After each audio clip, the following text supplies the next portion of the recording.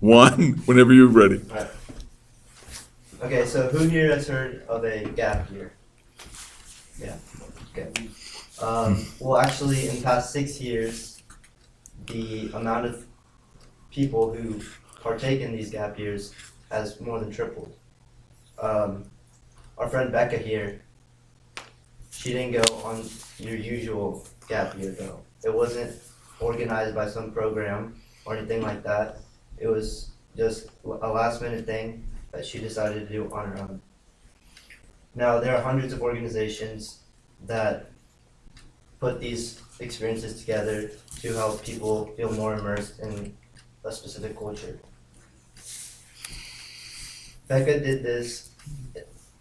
Becca partook in this gap year experience on her own though. She worked 9 months on and off, and she'd come back home, make more money so that she could go experience a new, exciting location that she was interested about. Now, some of these locations were Mexico, Thailand, and South Africa. 3 different continents.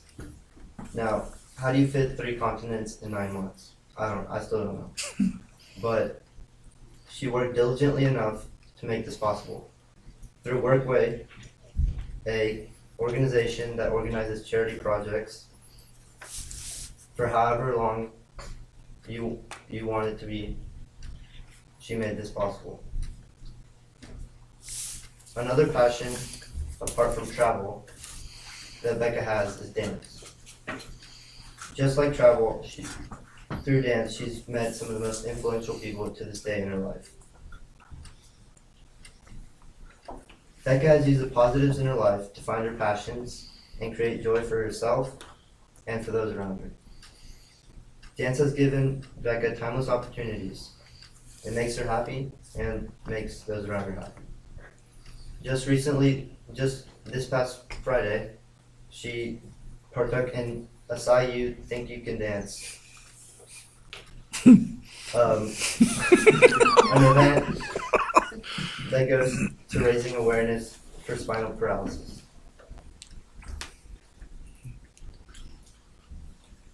Through her gap year, she also learned that dance is universal.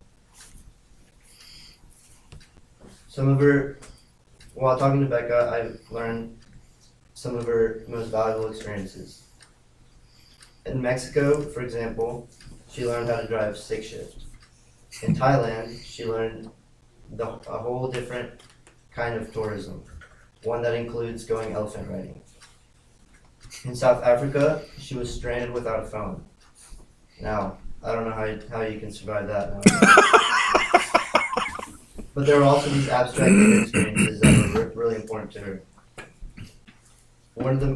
Some of the most important ones happened when she was stuck in Hong Kong for a week. Some of the most important things that she learned on these travels were 1, different ways of achieving life happiness, 2, how people form judgments depending on their circumstances and how they were raised, and 3, the power of adventure and surrounding yourself with joyful people. Now, her passions didn't always go as planned.